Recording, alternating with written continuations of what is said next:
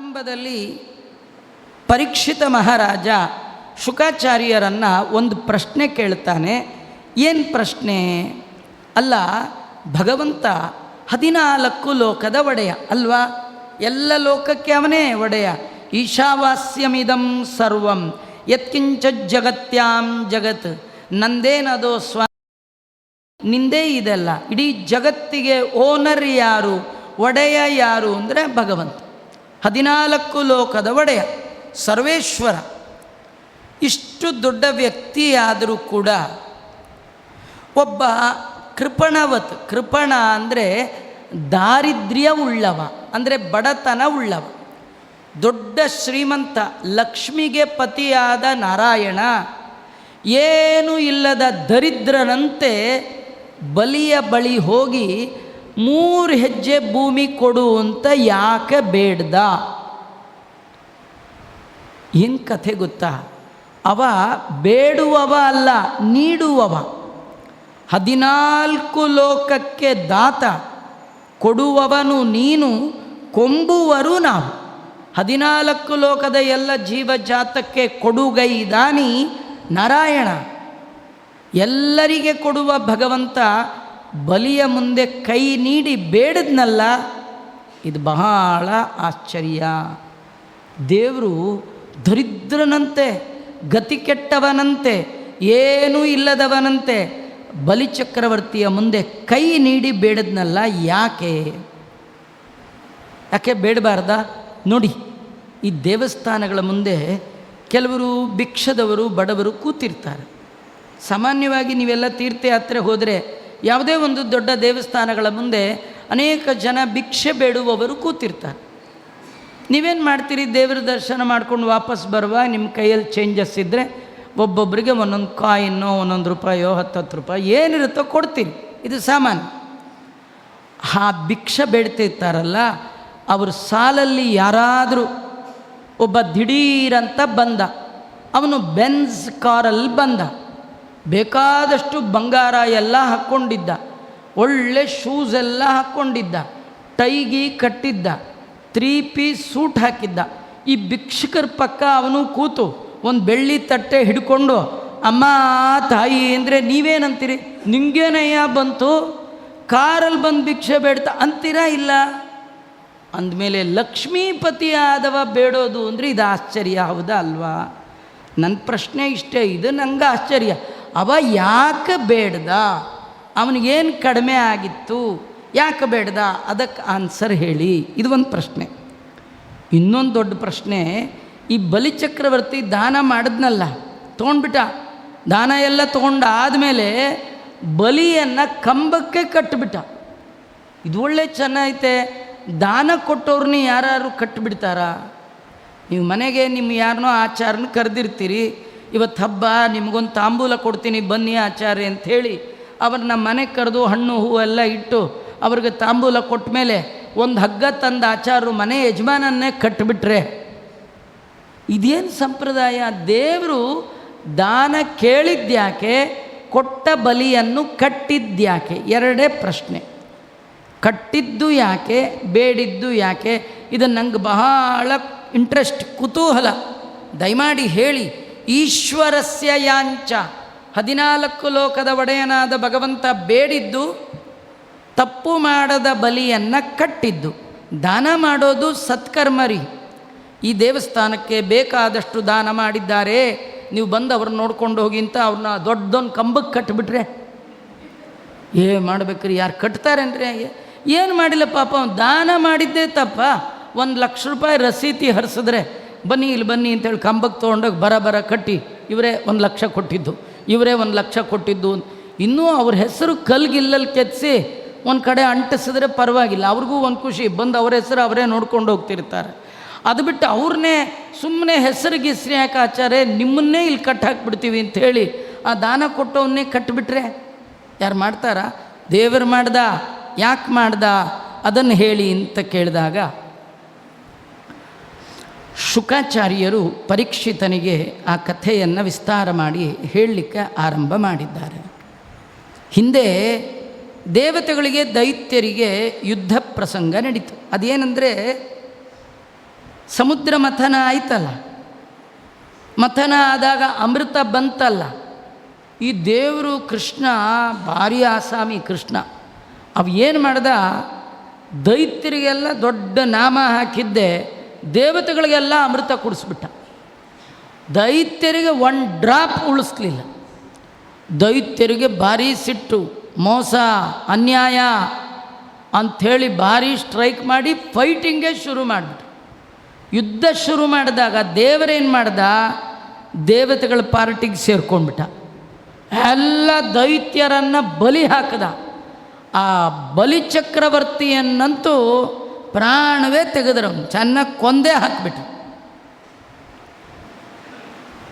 ಒಂದು ಆಶ್ಚರ್ಯ ಏನಂದರೆ, ದೇವತೆಗಳಿಗೆ ದೈತ್ಯರಿಗೆ ಯುದ್ಧ ಆದರೆ ದೈತ್ಯರಲ್ಲಿ ಯಾರಾದರೂ ಕಾಲು ಮುರ್ಕೊಂಡ್ರೆ, ಕೈ ಮುರ್ಕೊಂಡ್ರೆ, ಪ್ರಾಣ ಹೋದರೆ ಅವ್ರನ್ನ ಯಾರನ್ನೂ ಆಸ್ಪತ್ರೆಗೆ ಸೇರಿಸ್ತಿರ್ಲಿಲ್ಲ, ಸುಡ್ತಿರ್ಲಿಲ್ಲ, ಹೂತಾಗ್ತಿರ್ಲಿಲ್ಲ. ಮತ್ತೇನು ಮಾಡ್ತಿದ್ರು ಅಂದರೆ, ಈ ಸೂರ್ಯ ಮುಳುಗೋ ಟೈಮ್ಗೆ ಯುದ್ಧ ನಿಲ್ಲೋದು. ದೊಡ್ಡದೊಂದು ಗಾಡಿ ತಂದು ದೈತ್ಯರು ತಮ್ಮ ಕಡೆ ಕೈ ಇಲ್ಲದೆ ಇದ್ದವರು, ಕಾಲಿಲ್ಲದೆ ಇದ್ದವರು, ತಲೆ ಇಲ್ಲದೆ ಇದ್ದವ್ರನ್ನೆಲ್ಲ ಗಾಡಿ ಒಳಗೆ ಹಾಕ್ಕೊಂಡು ದೈತ್ಯರ ಗುರುಗಳ ಮನೆಗೆ ಹೋಗಿ ಕಾಂಪೌಂಡ್ ಒಳಗೆ ಎಲ್ಲ ಸುರಿದು ಬಿಡು. ಒಬ್ಬನು ಕೈ ಇಲ್ಲ, ಒಬ್ಬನು ಇಂಥ ಶಿಷ್ಯರ್ರಿ ಎಲ್ಲ ಗುರುಗಳ ಮನೇಲಿ ಡಂಪ್ ಮಾಡಿಬಿಡು. ಈ ಗುರುಗಳು ಯಾರು? ಶುಕ್ರಾಚಾರ್ಯರು. ಅಯ್ಯೋ ಅಯ್ಯೋ ಭಾರಿ ಫೇಮಸ್ ಅವ್ರು ಏನು ಸ್ಪೆಷಲ್ ಅಂದರೆ, ರಾತ್ರಿ ಮಲಗಿರೋರು, ಯಾವಾಗಲೂ ಇವ್ರು ಮಿಡ್ ನೈಟು 12 ತಂದು ಎಲ್ಲ ಬಾಡಿಗಳನ್ನ ಒಳಗೆ ಹಾಕಿರೋರು. ಈ ಆಚಾರ ಬೆಳಗಾಗಿ ಎದ್ದು ಹಾಸಿಗೆಯಿಂದ ಎದ್ದು ಬಂದು ಕಣ್ಣು ಉಜ್ಕೊಂಡು ಹೀಗೆ ನೋಡಿಬಿಟ್ರೆ ಸಾಕಂತ. ಕೈ ಇಲ್ಲದೆ ಇದ್ದವನು ಕೈ ಬರೋದು, ಕಾಲಿಲ್ಲದೆ, ಅಷ್ಟೇ ಅಲ್ಲ ಸತ್ತೋದವ್ರು ಬದುಕ್ಬಿಡೋರು. ನಮ್ಮಲ್ಲಿ ನೋಡಿದ್ರೆ ಬದುಕಿರೋರೇ ಸತ್ತೋಗ್ಬಿಡ್ತಾರೆ, ಇಂಥವ್ರು ಸಿಗ್ತಾರೆ. ಅವರಿಗೆ ಮೃತ ಸಂಜೀವಿನಿ ಅನ್ನುವಂಥ ಸ್ಪೆಷಲ್ ವಿದ್ಯೆ ಗೊತ್ತಿತ್ತು. ಇದ್ರೆ ಇಂಥ ಗುರುಗಳಿರ್ಬೇಕ್ರಿ. ಎಂಥ ಗುರುಗಳು ಅಂದರೆ, ಸತ್ತ ಬಲಿಯನ್ನು ಮತ್ತೆ ಬದುಕಿಸಿದ ಮಹಾನ್ ಗುರುಗಳು ಶುಕ್ರಾಚಾರ್ಯ. ಇಷ್ಟಕ್ಕೆಲ್ಲ ಕಾರಣ ಏನು ಗೊತ್ತಾ? ಕೇವಲ ಅವರ ವಿದ್ಯೆ ಅಲ್ಲ, ಭಗವದ್ಭಕ್ತಿ.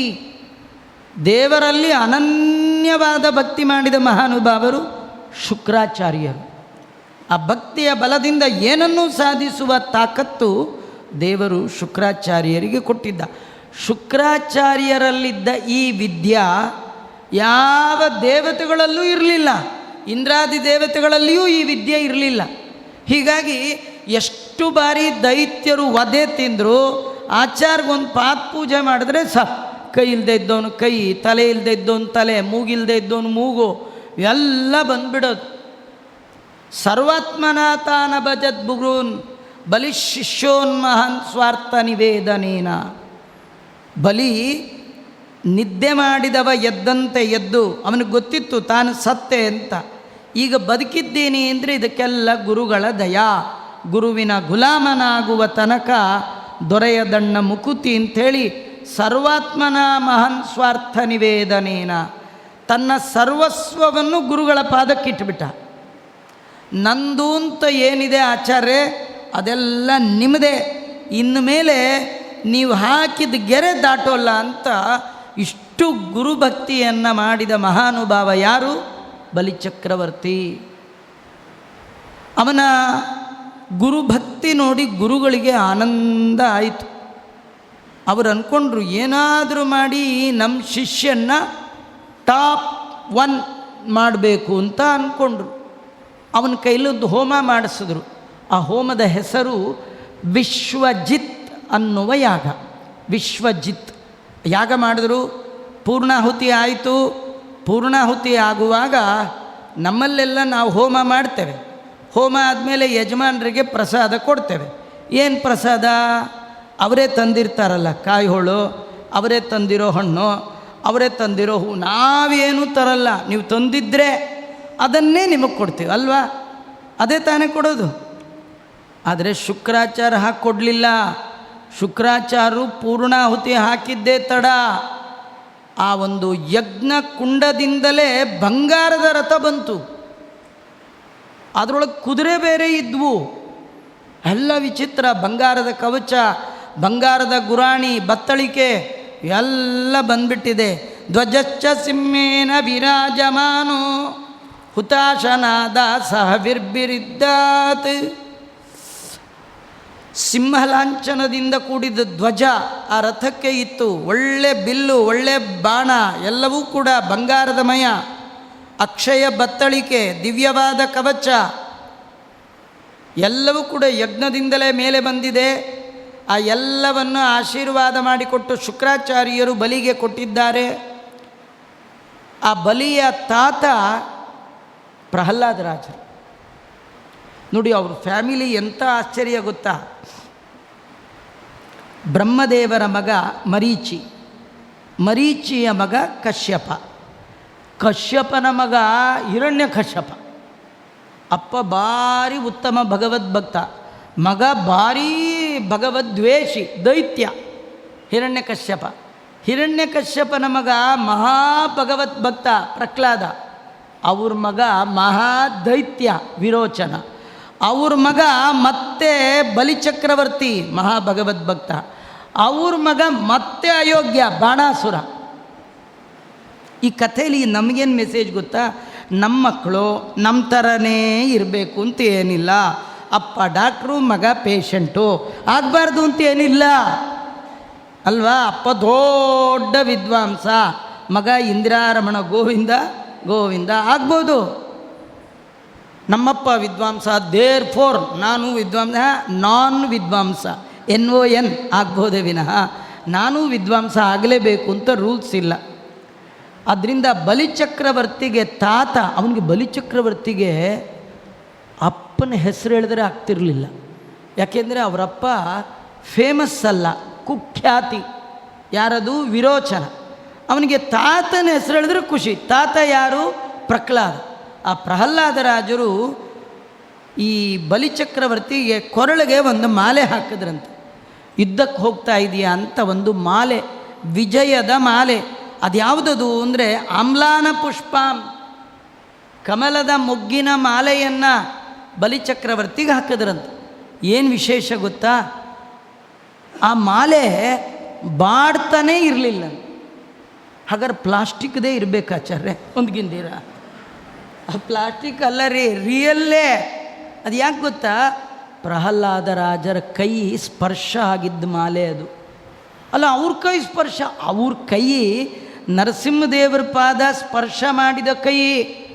ನಾವು ಸ್ವಾಮಿಗಳು ಬಂದರೆ ಏನಂತೀವಿ? ಅಮೃತ ಹಸ್ತದಿಂದ ಉದ್ಘಾಟನೆ. ನಮ್ಮದು ಮೃತ ಹಸ್ತ. ಏನು ಮುಟ್ತಿರೋ ಅದು ಹಾಗೆ ಫಿನಿಶ್ ಅಷ್ಟೆ. ಎಲ್ಲಿ ಕೈ ಇಟ್ರಲ್ಲಿ ಭಸ್ಮ. ಸ್ವಾಮಿಗಳದು ಅಮೃತ. ಯಾಕಂದರೆ ಅವ್ರ ಕೈ ಕೃಷ್ಣನ ಪಾದ ಮುಟ್ಟಿರೋದಾದರೆ, ಪ್ರಹ್ಲಾದರಾಜರ ಕೈ ನರಸಿಂಹದೇವರನ್ನ ಮುಟ್ಟದ್ದು. ಅವ್ರ ಕೈಯಲ್ಲಿ ಹಿಡಿದ್ರೆ ಬಾಡೋದೇ ಇಲ್ಲ. ಅಂಥ ಹೂವಿನ ಹಾರ ಹಾಕಿದ್ರು. ಜಲಜಂಚ ಶುಕ್ರ, ಶುಕ್ರಾಚಾರ್ಯರು ಒಂದು ಶಂಖವನ್ನು ಕೊಟ್ಟಿದ್ದಾರೆ. ಏವಂ ಸ ವಿಪ್ರಾರ್ಜಿತ ಯೋಧನಾರ್ಥ ಸ್ಥೈಕಲ್ಪಿತಸ್ತಸ್ಯ ಯನೋತ ವಿಪ್ರಾನ್ ಪ್ರದಕ್ಷಿಣೀಕೃತ್ಯ ಕೃತ ಪ್ರಣಾಮ ಪ್ರಹ್ಲಾದ ಮಾಮಂದ್ರ ನಮಶ್ಚಕಾರ.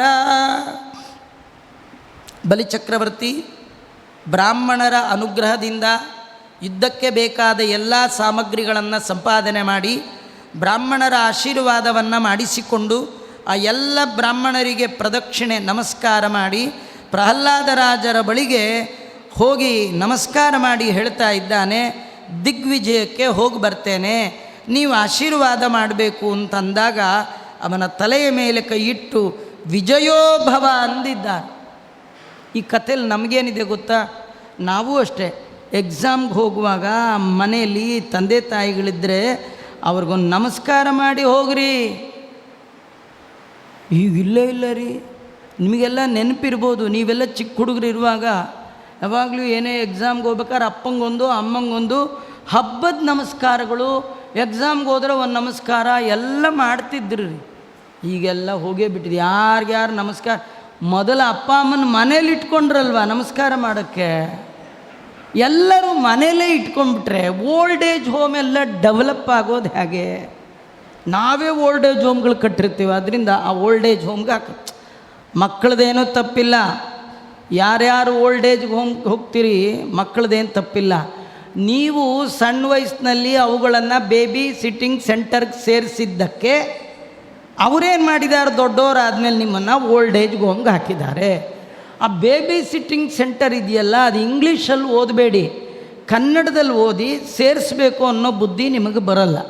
ಬೇಬಿ ಸಿಟ್ಟಿಂಗ್ ಸೆಂಟರ್ ಅಂದರೆ ಶಿಶುಪಾಲನಾ ಯಾರ ಕೇಂದ್ರ? ಶಿಶುಪಾಲ ಯಾರು ಗೊತ್ತಾಯ್ತಾ? ಅವನ ಕೇಂದ್ರಕ್ಕೆ ಮಕ್ಕಳನ್ನು ಬಿಟ್ಬಿಟ್ಟು ನಿಮ್ಮ ಮಕ್ಕಳಿಗೆ ಒಳ್ಳೆ ಬುದ್ಧಿ ಬಾ ಅಂದರೆ ಯಾವ ಕಡೆಯಿಂದ ಬರುತ್ತ್ರಿ? ಬರುತ್ತಾ? ನಿಮಗೆ ಮಕ್ಕಳು ನೋಡ್ಕೊಳ್ಳಿಕ್ಕೆ ಇಷ್ಟ ಇಲ್ಲ, ಯಾಕೆಂದರೆ ಗಂಡನೂ ಸಾಫ್ಟ್ವೇರ್, ಹೆಂಡ್ತಿನೂ ಸಾಫ್ಟ್ವೇರ್, ಮನೆಗೆ ಬರೋಟದು ಇಬ್ಬರು ಹಾರ್ಡ್ವೇರ್. ಮಕ್ಕಳು ನೋಡ್ಕೊಳ್ಳೋರು ಯಾರು? ನೀವು ನೋಡಿ, ಪುಟ್ಟ ಮಗುವನ್ನು ಆಲಿಂಗನ ಮಾಡಿ ಮುದ್ದು ಕೊಡುವ ಸಂಭ್ರಮ ವೈಭವವನ್ನು ಮಿಸ್ ಮಾಡಿಕೊಂಡ್ರೆ ಜನ್ಮದಲ್ಲಿ ಮತ್ತೆ ಸಿಗಲ್ಲ. ನೀವು ರಿಟೈರ್ ಆದಾಗ ನಿಮ್ಮ ಮಗನಿಗೆ 28 ವರ್ಷ, ಅವನು ಅಮೇರಿಕಾ ಒಳಗಿರ್ತಾನೆ. ಬಾರೋ ನನ್ನ ಕೂಸಂತ ತೊಡೆ ಮೇಲೆ ಕೂಡಿಸ್ಕೊಳ್ಳಿಕ್ಕಾಗತ್ತಾ? ಮುದ್ದು ಮಾಡಲಿಕ್ಕಾಗತ್ತಾ? ಅದೇನಿದ್ರು 3 ತಿಂಗಳು 4 ತಿಂಗಳು 5 ತಿಂಗಳು 1 ವರ್ಷದ ತನಕ ಮಗುನ ಎತ್ತಾಡಿಸ್ಬೋದು, ಮುದ್ದು ಮಾಡ್ಬೋದು. ಅದನ್ನು ಮಿಸ್ ಮಾಡಿಕೊಂಡ್ರೆ ಈ ಜನ್ಮದಲ್ಲಿ ನಿಮಗಿಲ್ಲ. ಬಲಿಚಕ್ರವರ್ತಿ ಅಪ್ಪ ಅಮ್ಮನಿಗೆ, ತಂದೆ ತಾಯಿಗೆ, ತಾತನಿಗೆ ನಮಸ್ಕಾರ ಮಾಡ್ದ. ಇದನ್ನು ನಾವು ಮಕ್ಕಳಿಗೆ ಸಣ್ಣ ವಯಸ್ಸಿನ ಕಲಿಸ್ಬೇಕ್ರಿ. ನಾವೇ ಅವು ಮಕ್ಕಳು ಸ್ಕೂಲ್ಗೆ ಹೋಗ್ತಿದ್ರೆ ಕರಿಬೇಕು, ನಮಸ್ಕಾರ ಮಾಡಿ ಹೋಗೋ, ಜೋರು ಮಾಡಬೇಕು. ಈಗ ಕೆಲವರು ಏನೂ ಮಾಡಲ್ಲ, ಆಚಾರೆ ಬುದ್ಧಿ ಬಂದಮೇಲೆ ಅವರೇ ಮಾಡ್ತಾರೆ ಅಂತಾರೆ. ಕೆಲವರು ಬುದ್ಧಿ ಬರುವಾಗ ಇಂಡಿಯಾ ಒಳಗಿರ್ತಾರೆ, ಗ್ಯಾರಂಟಿ ಏನು? ಇಂಡಿಯಾ ಒಳಗಿದ್ರು ಮಾಡಿಸ್ಕೊಳ್ಳೋಕ್ಕೆ ನೀವಿರ್ತೀರಿ ಅಂತ ಗ್ಯಾರಂಟಿ ಏನ್ರಿ? ಈಗಲೋ ಇನ್ನಾವಾಗಲೋ ಈ ತನುವು ಸ್ಥಿರವಲ್ಲ. ಈ ದೇಹ ಯಾರಿಗೇನು ಪರ್ಮನೆಂಟ್ ಇಲ್ಲ, ನಾಳೆಗಿರ್ತೀವಿ ಎನ್ನುವ ಗ್ಯಾರಂಟಿ ಇಲ್ಲ ರೀ. ಸಣ್ಣ ಪುಟ್ಟ ವಸ್ತುಗಳಿಗೆ ವಾರಂಟಿ ಇದೆ, ಗ್ಯಾರಂಟಿ ಇದೆ. ವ್ಯಾಲ್ಯೂಬಲ್ ಈ ಬಾಡಿಗೆ ಗ್ಯಾರಂಟಿನೇ ಇಲ್ಲ. ಈಗಲೋ ಇನ್ನಾವಾಗಲೋ. ಇವತ್ತು ನಮಸ್ಕಾರ ಮಾಡಿಸ್ಕೊಳ್ಳೋದಿರಲಿ, ಪುಟ್ಟ ಪುಟ್ಟ ಮಕ್ಕಳು ತಂದೆ ತಾಯಿಗೆ ಕಾಲು ತೋರಿಸ್ತಾ ಇದ್ದಾರೆ ಗೊತ್ತಾ? ಅವು ಸ್ಕೂಲ್ಗೆ ಹೋಗಬೇಕಾದ್ರೆ ಸಾಕು ಅಂತ ಅಪ್ಪನಿಗೆ ಕಾಲು. ಯಾವ ಅಪ್ಪನ ಪಾದಕ್ಕೆ ನಮಸ್ಕಾರ ಮಾಡುವ ಬುದ್ಧಿಯನ್ನು ಕಲಿಬೇಕಿತ್ತೋ ಆ ಮಗುವನ್ನು ಎಲ್ಲಿಗೆ ಸೇರಿಸಿದ್ದೀವಿ ನಾವು ಅಂದರೆ ತಂದೆ ತಾಯಿಗಳಿಗೆ ಪಾದವನ್ನು ತೋರಿಸಿ ಅವ್ರ ಕೈಯಲ್ಲೇ ಶೂಸ್ ಹಾಕ್ಸ್ಕೊಳ್ಳುವಂತಹ ಶಾಲೆಗಳಿಗೆ ನಾವು ಸೇರಿಸಿ. ವಿಶ್ವೇಶ್ವರಯ್ಯನವರು ಓದಿದ್ದು, ಅಬ್ದುಲ್ ಕಲಾಂ ಓದಿದ್ದು ಇಂಥ ಕಾಲು ತೋರಿಸಿದ ಸ್ಕೂಲ್ಗಳಿಗಲ್ಲ.